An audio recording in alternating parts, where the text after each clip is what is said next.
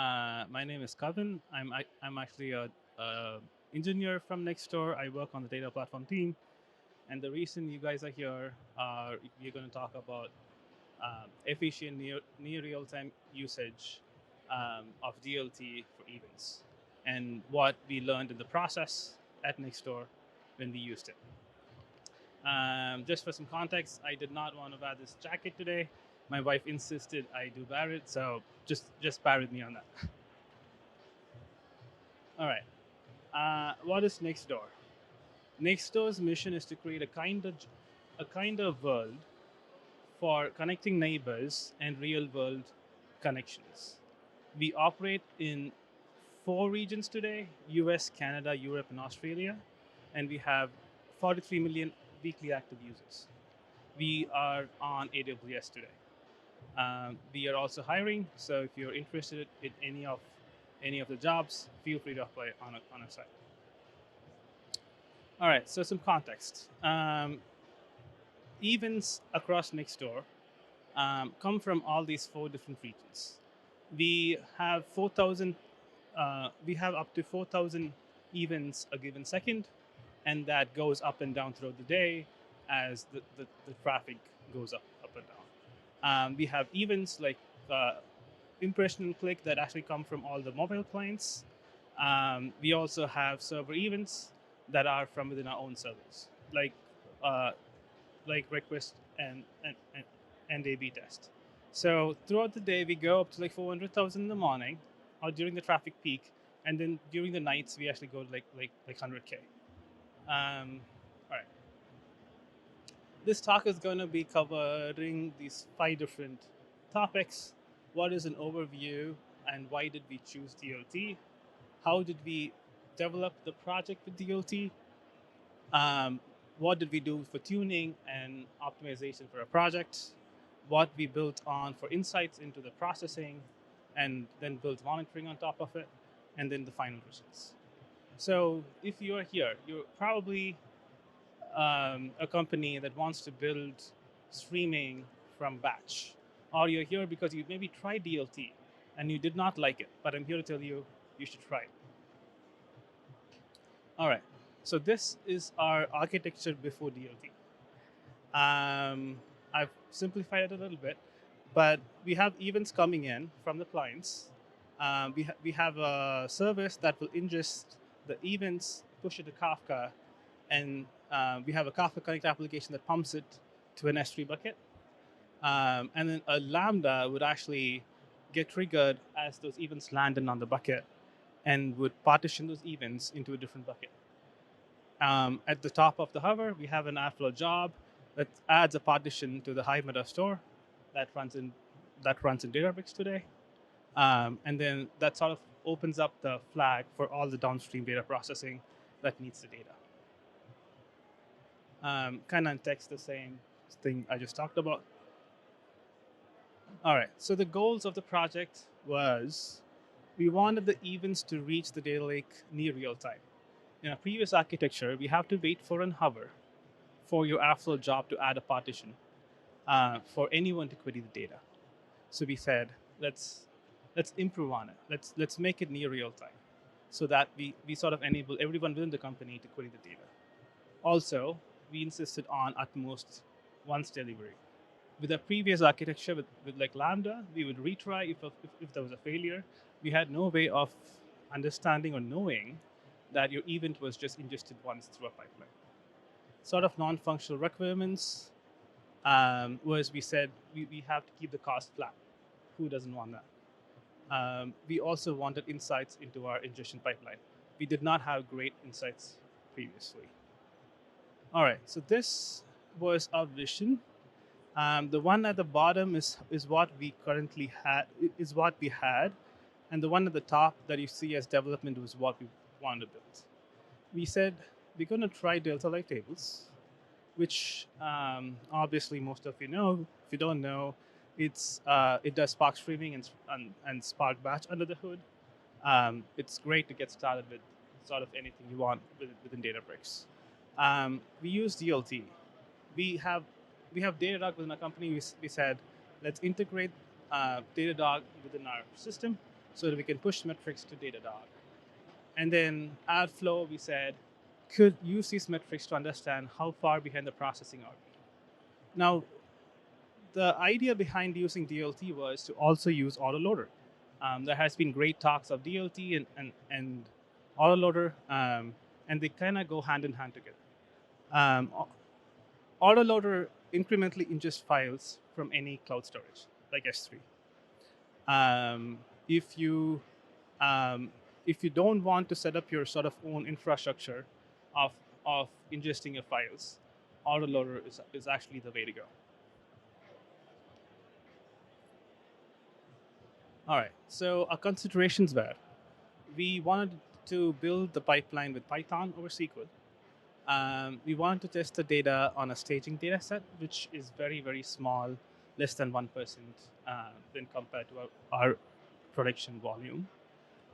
We get the data in JSON, so autoloader's format was JSON. We chose some very cheap driver nodes. Uh, Obviously, we were not on serverless. And we had tags for the cost attribution. And I think this has been talked about a lot. Like tags are great when you want to like attribute cost. So this is how our structure looked like initially. We had one raw table that actually was the autoloader process that would incrementally get the data from your S3 storage and put it into a DLT streaming table. And then we had a table that would read the data and partition it by the type of event, the day, and the hour it actually came. Like you see the schema below, pretty loose schema.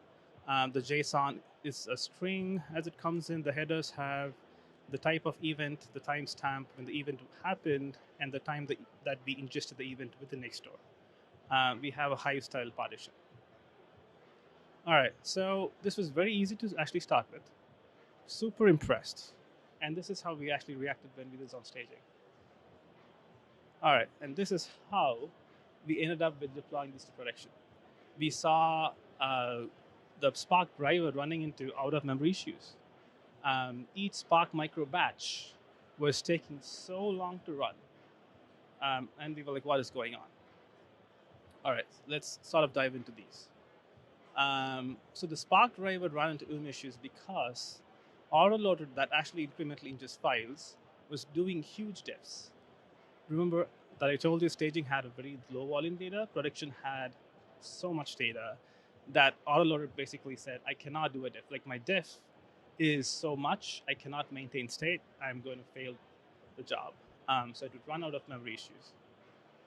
Each Spark micro batch was taking way longer to run. Why? Because we were ingesting data, and by default, DLT ingests all the data from your bucket. And so we were having data from 60 days ago that we were ingesting for no reason at all.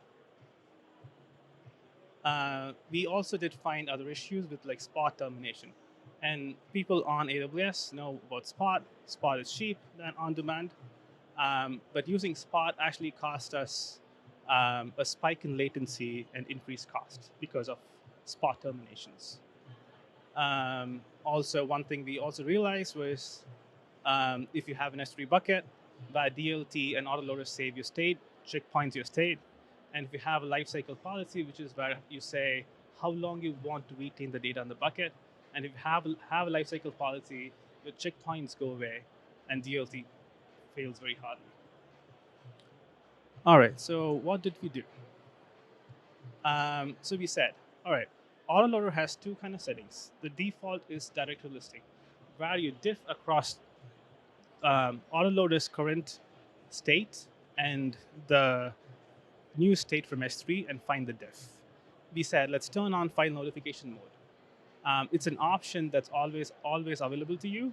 It might not be the option every day, but what it does, it actually, when you turn on that flag, cloud files use notifications to true, it actually sets up the SNS and SQS resource. You don't have to create it. It actually creates it for you, as long as you have the permissions for those resources to be created. If you don't have that, or if you have an SQS queue created, you have an option to plug that into. So in our case, we had an SQS queue that was coming from the bucket, so we just plugged that in into the cloudfiles.qur. We also had to tune our max files trigger. Um, the volume of files in production was huge, so we tested out with like couple thousand files, and we landed at like 2,000. This helped the micro batch to actually run faster and have a high throughput. We also said exclude all the existing files. We don't care about the old data. We only care about incremental data. These settings were actually the ones we kind of tuned for processing. On the cluster, we switched back to on-demand. We said, this is a streaming application. We don't want spot termination causing disruption in our stream processing. So we switched back to on-demand to avoid spot termination. It actually turned out on-demand ended up way cheaper. Spot was losing nodes, spinning up new nodes, and we actually ended up like saving a lot of money using on-demand, which was interesting. We used fleet instance pools within Databricks so that when you um, when your DLT restarts for some reason, you're able to use a node that's already spun up for you versus waiting for a node to get spun up. And the fleet pools also kind of help you to like make your instances stay awake for a little bit, and that kind of helps you with like better availability. Sorry, I think the fleet pools help you with like querying a big subset of instance types rather than a specific instance. So you have M fleets, R fleets. So that's going to help you with like better availability. This is all going to change with serverless, but yeah, on-demand worked out way cheaper than Spot. All right, so one thing we also did notice was the storage cost doubled. And we were like, what the hell happened here, right? And remember that I told you that we had two tables, one for the autoloader to ingest the data, and one for the partition table. Technically, they're the same data, except it's raw and partition. We said, why don't we combine this into one single table that actually does the autoloading part and the partitioning part? And we saved up cost by 2x on doing that. All right, now turning on to metrics and monitoring. Databricks structured UI is great. I will talk about that in a little bit, but you want to have metrics as long as you want. You don't want the metrics to go away once your cluster dies. I think one of the main goals for our project was to get better insights. We were able to send some default metrics like your processing latency, processing rate, and input rate. These are all like default Spark streaming metrics. We were able to get that into the Datadog dashboard using Datadog agents on the driver, just on the driver. We didn't have to have it on the workers. And so if you look at this data, the processing latency is around 20 seconds, which tells you that each Spark microbatch takes an average 20 seconds to run.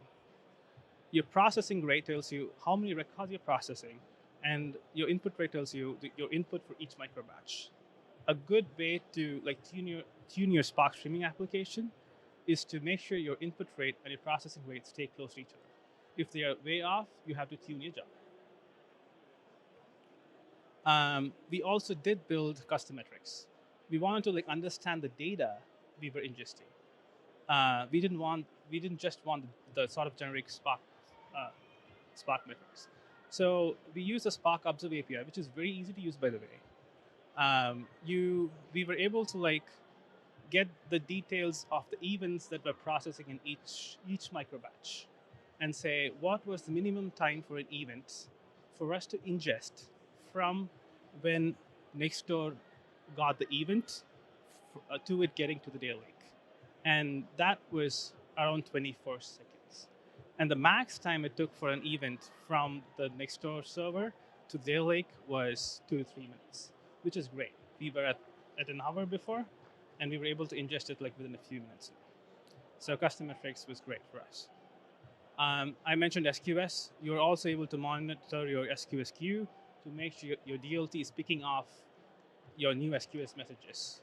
If your DLT goes down and if you don't have a page on your SQS queue, you might not even know like what's going on. So I would highly recommend doing this. All right. I talked about everything that was not great and what we did to tune, but I want to talk about what really helped from Databricks side. The DLT by default has turned on optimized writes, which means you write big chunks of files um, into your storage system. Also, maintenance cluster automatically runs every day on your DLT pipelines, which does compaction and vacuum. So you still like pack all the files and delete the files you don't need. Auto scaling worked out great for us. As you saw, the traffic go sort of up and down through the day. Auto scaling also went up and down through the day, and it landed at like 10 to 20 nodes. Our structured streaming UI, which actually we ended up like pushing to Datadog, also is great. If you're getting started on like DLT, if you don't need to have metrics anywhere else, look at the structured streaming UI. You're going to get great insight from there. I think there were great talks on these. All right, so results. The finance team was actually happy because we said we are not going to cost any money, but we actually saved 75% of the processing cost with DLT, believe it or not. Our internal customers, engineers, non-engineers within our company, were able to query data that was fresher. They were able to debug issues. They were able to build near real-time aggregates. Better query performance than before because of the large files and stats. And this is our team. We did not have a lot of burden like before. We like the visibility and sort of monitoring into this new pipeline. So I think this slide talks about what we're going to do next. We're going to explore serverless, and I think the keynote talk this morning was great. We are going to go to serverless, so that's going to happen. We are also working with structured events, and so we are actually playing around with Parquet right now, and DLT supports backwards compatible schema. So if your schema is backwards compatible, DLT detects the change in your Parquet file and automatically restarts your pipeline with the new schema applied, which is great. You don't have to intervene. All right, I want to finish up by thanking my Nextdoor team, Zach and Sebastian, and our friends at Databricks, Stilby, Jitesh, and Tino. Thank you so much.